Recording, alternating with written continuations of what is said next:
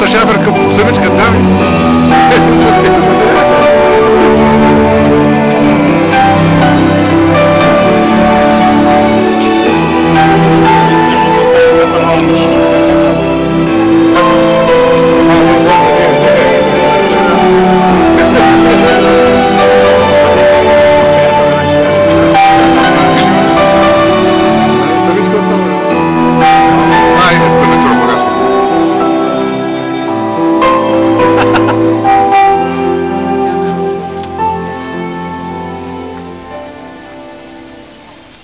Дами и господа, чакането свърши.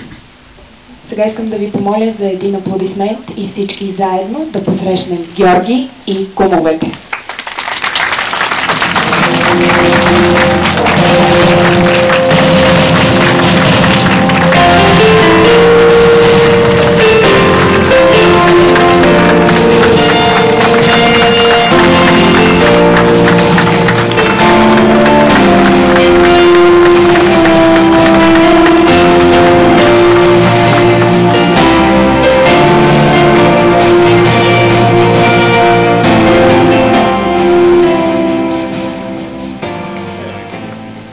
Георги, добре дошъл. Сега предстои да ти задам един въпрос, на който мисля, че съм наясна с отговора, но въпреки всичко съм длъжна да те попитам. Готов ли си да кажеш заветното да пред всички тези свидетели? Ама разбира се. Той беше категоричен, дайте му един аплодисмент. Браво! В такъв случай няма да те карам да чакаш повече, а ще кажа само едно. Днес тя е тук и е по-красива от всякога. Специално за теб. Уважаеми гости, скъпи Георги, вашите аплодисменти за Даниела и нейният баща.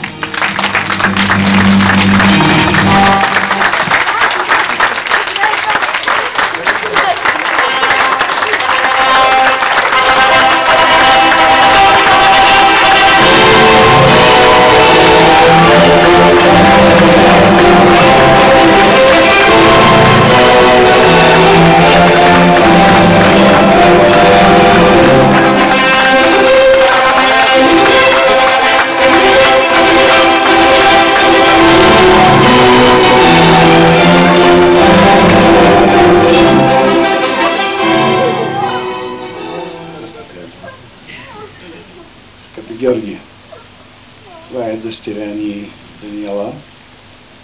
До днешния празничен ден ние се грижихме за нея, ние отгледахме. И в момента тя е това, което виждаш пред себе си. Ти я поискала съпруга. Ние се съгласихме да ти я дадем. Искам да ви пожелая да бъдете живи, здрави и много щастливи. И ти я поверявам от днеска нататък ти да се грижиш добре за нея, както и ние мисля до този момент. Бъдете живи, здрави.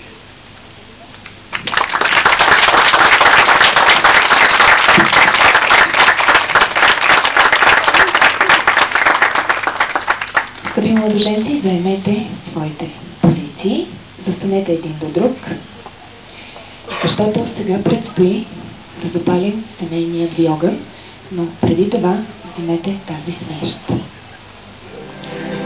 Както казах, ще запалим семейният огън, защото всяко семейство е едно огнище.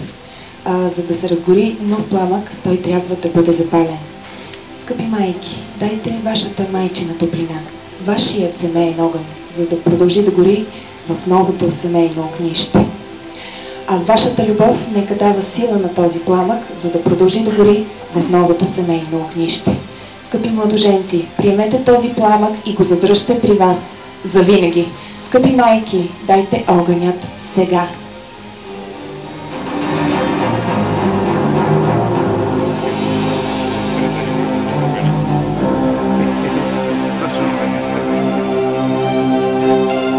Уважаеми младоженци, от тук нататъка тази свещ я запалвайте всяка година на тази дата да гори по-малко и си спомняйте за всички прекрасни моменти, които преживяхте днес и които предстои да изживеете.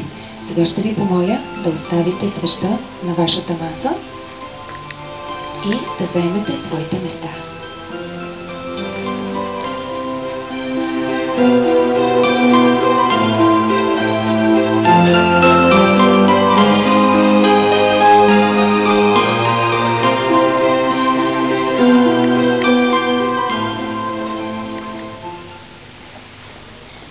Уважаеми гости, скъпи младоженци, сигурно сте чели, че Бог дал на Адам сън, преди да го срещне с Ева, и Адам заспал.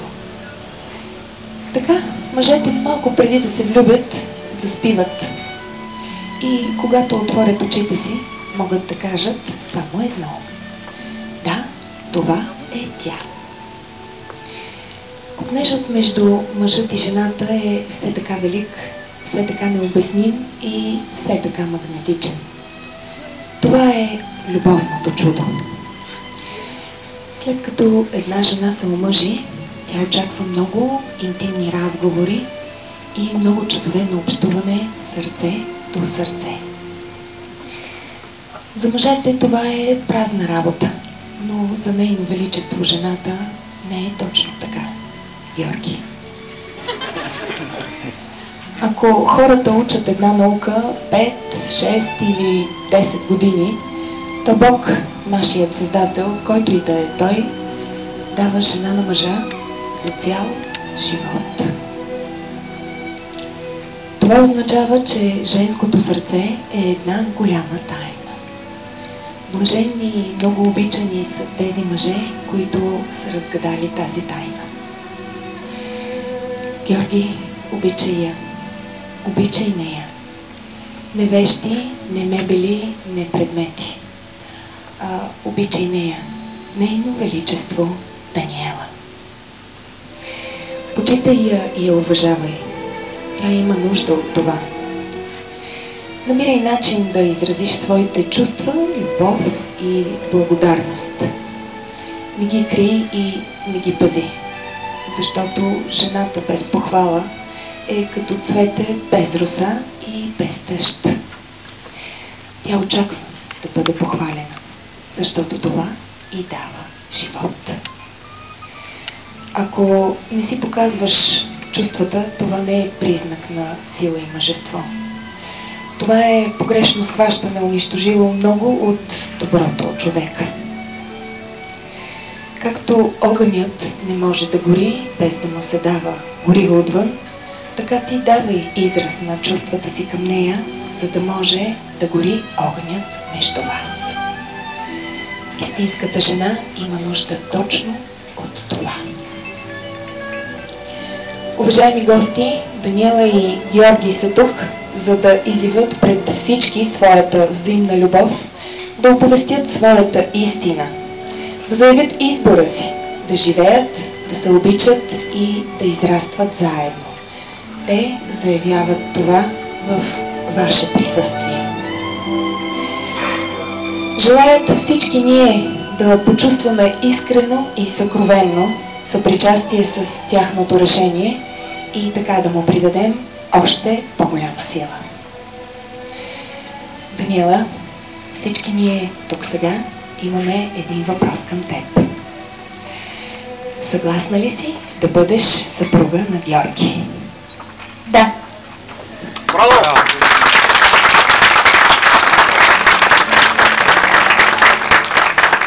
Георги, разбира се, че имаме въпроси към теб. И той е съгласен ли си да бъдеш съпруг на Даниела? Разбира се.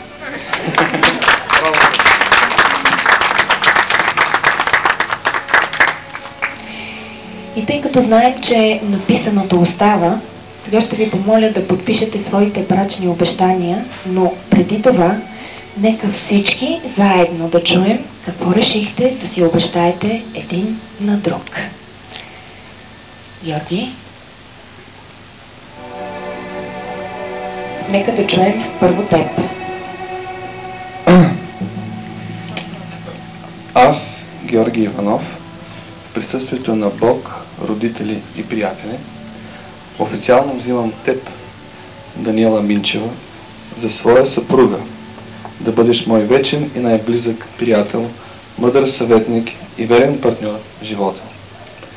Избирам теб за майка на децата ми и избирам на теб да посветя цялата си любов. Тържествено обещавам да ти бъда верен в добри и трудни времена, във време на радост и във време на тъга. Обещавам да те обичам безрезервно, да те подкрепям в стремежите ти и в осъществяването на мечтите ти. Ще те уважавам и почитам като най-ценното в живота ми и ще се грижа нежно за теб, докато смъртта ни раздели.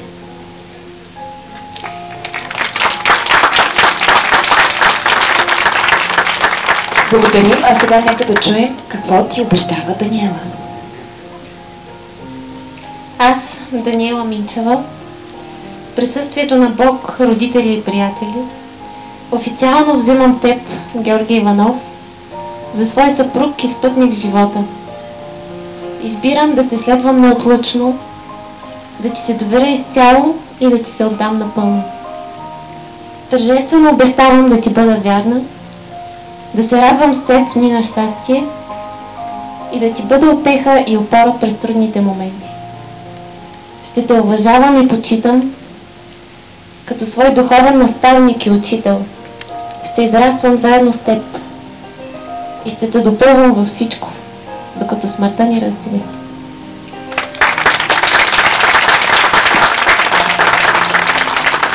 И след като чухме какво си обещахте един на друг, Георги, не бързай, не си положил своя подпис.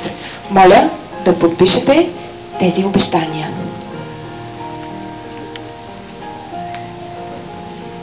Даниела. Уважаеми кумове, ваш ред е.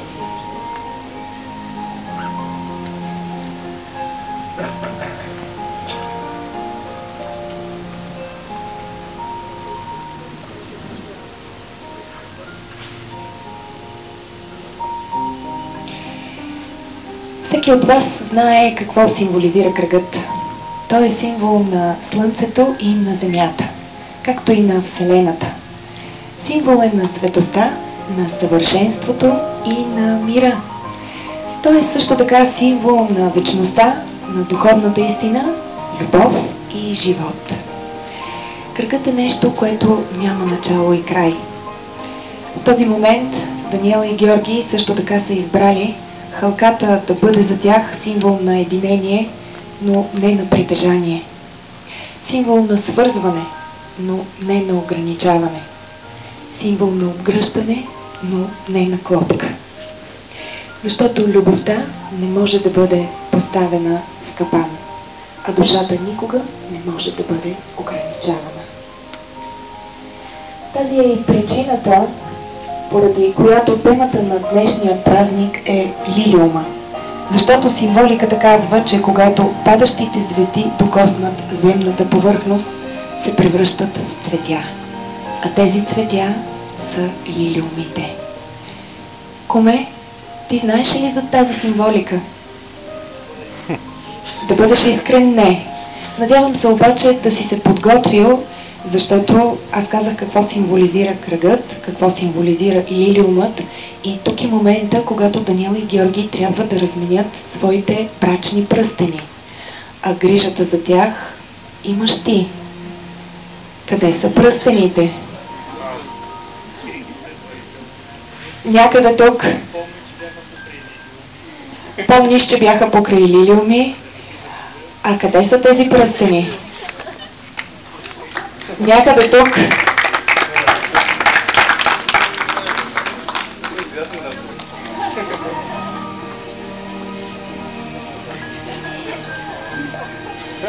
Куме, кога ги скри? Преди една седмица, преди един месец?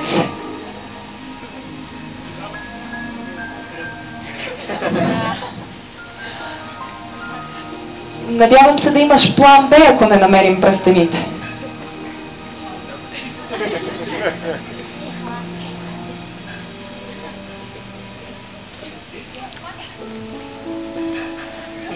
В другата посока ще потърсиш ли?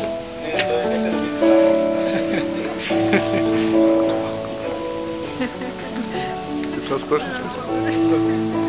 Той е малкият племенник. Всичко скочи, сега да не добре.